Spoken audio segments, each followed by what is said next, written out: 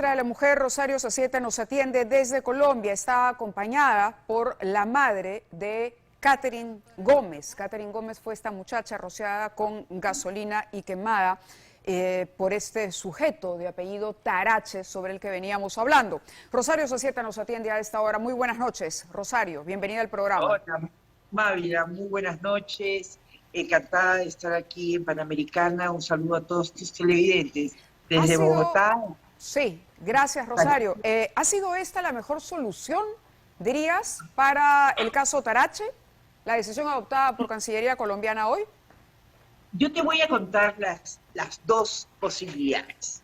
Y creo que es la mejor. Nosotros estamos complacidos porque efectivamente hemos logrado que este asesino no vaya a su lugar de origen, que es Venezuela, porque recuerda que él comete el asesinato cruel y despiadado en Lima y luego huye hacia Colombia, pero él es venezolano.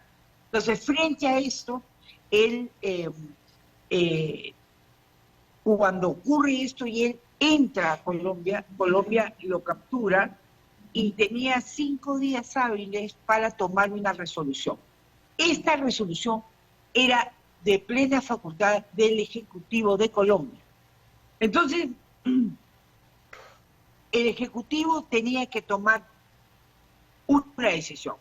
Uno, o se expulsaba, y se le expulsaba a su lugar de origen, quiere decir que iba a Venezuela, y comprenderás, Mávila, que si este infeliz entraba a Venezuela, nunca más lo volvíamos a ver. La otra era que nosotros estábamos solicitando que se viera una opción para que, a pesar de que él sea venezolano y que el delito se había cometido en Perú, se le entregara. Esta situación no ha prosperado.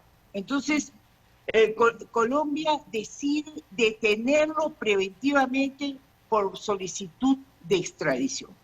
Significa entonces, Mávila, que se han cumplido dos objetivos claros para la familia. Uno, que no vaya a Venezuela. Que no vaya a Venezuela, y dos, que se quede en la cárcel. Pero se quede en la cárcel sin ningún recurso impugnatorio, sin ningún abogado contratado para que pida un habeas corpus, nada. Él simplemente se queda a la espera de que se cumplan los plazos de la extradición. ¿Cuánto tiempo puede tardar esto, Rosario?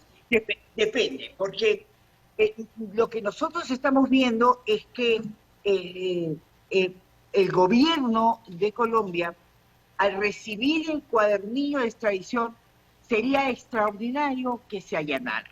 Porque se allana y entonces el proceso corre por un tubo, y yo pienso que podríamos estar hablando de agosto. 3 o 4 meses, mayo, junio, julio, agosto.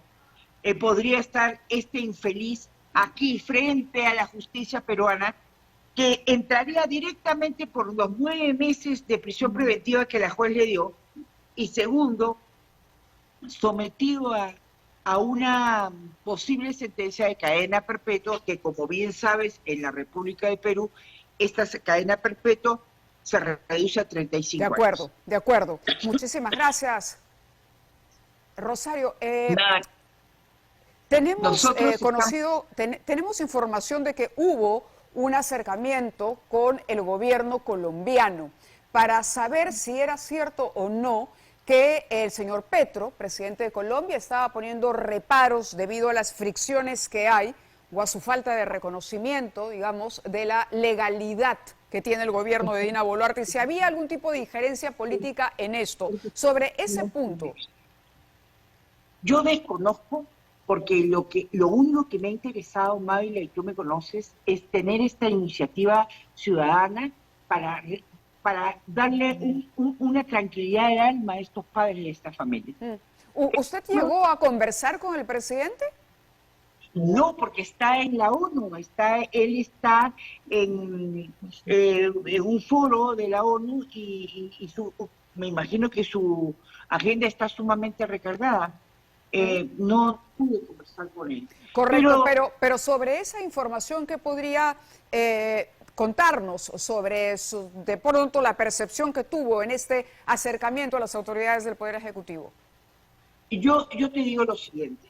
Yo, desde que el domingo llegamos con Cintia y con José, tenía que enfocarme en lograr que este hombre no saliera de la cárcel y que no fuera a Venezuela. En este orden de cosas, ¿sabes lo que me di cuenta, Mavila? Que no había un conocimiento, Colombia no sabía de este tema, no había sido difundido porque en realidad era entendible. Era un caso ocurrido en Perú con un venezolano y la víctima era peruana. Entonces, lo que hicimos fue sensibilizar al pueblo colombiano, sensibilizarlo, y luego vinieron todos los medios de comunicación. Medios de comunicación y me imagino que políticos también que se habrán de alguna manera sentido identificados con el problema y entendiendo realmente lo que pasaba y por qué se necesitaba poner a disposición de las autoridades a este sujeto. Claro, esas lucubraciones digamos, del poder de injerencia, sí. No las he conocido, Mayra.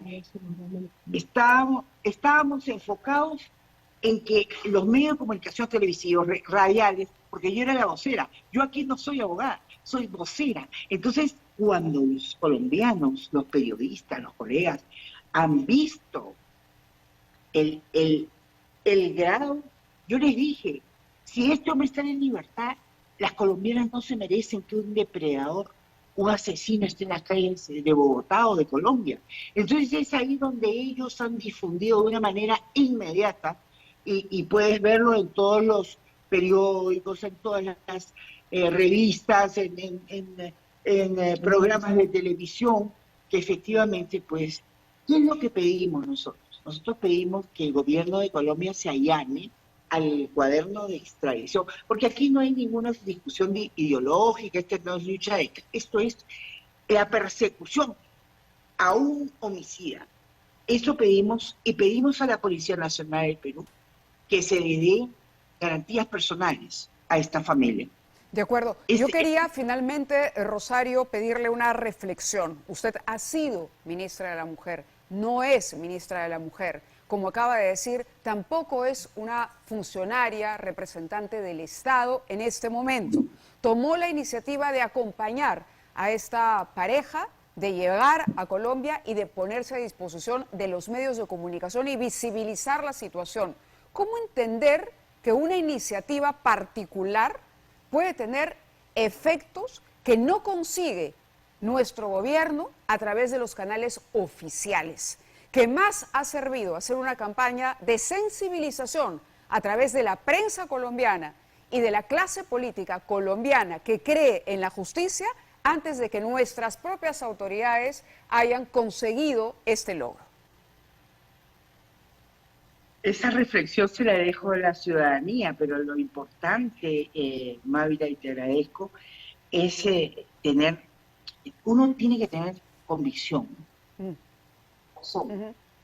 Y uno tiene que hacer lo que tiene que hacer.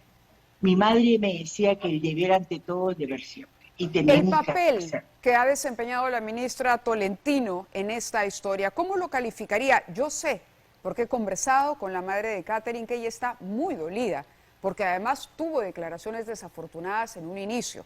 ¿Cómo calificaría usted el papel del Ministerio de la Mujer en toda esta historia que todavía tiene para un rato más, hasta que por lo menos Sarache llegue a nuestro país, para cerrar un primer capítulo?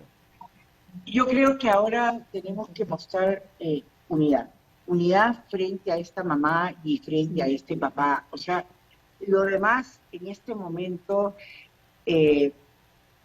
¿cómo te puedo explicar?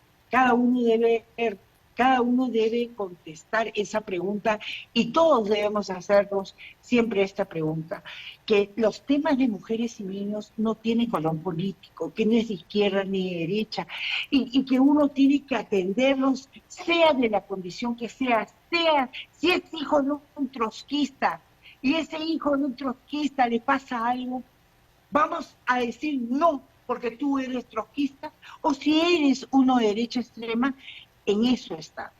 En ese está el kit. Ojalá esto nos deja dos lecciones. Una, que las mujeres en Latinoamérica tienen que estar unidas y los agresores tienen que ser perseguidos sin fronteras. Entonces, hagamos que este registro de agresores del Perú, que tanto estamos pidiendo que se abra a la gente, ojalá que algún día se abra un registro de agresores en Latinoamérica y que esos agresores, no importa la nacionalidad, paguen con años de cárcel todo el daño que han hecho. Porque esto, horada el presupuesto de la República, atender a mujeres, o vamos a olvidarnos de esta niña de 11 años. De acuerdo, No Rosario. Niña de Cajamarca. De acuerdo. Muchísimas gracias por esta entrevista a Rosario Zacieta. Y sí, pues, en efecto, menos palabras, menos anuncios y más acción. Muchísimas gracias, Rosario, por este enlace. Y bueno, Gracias. habíamos...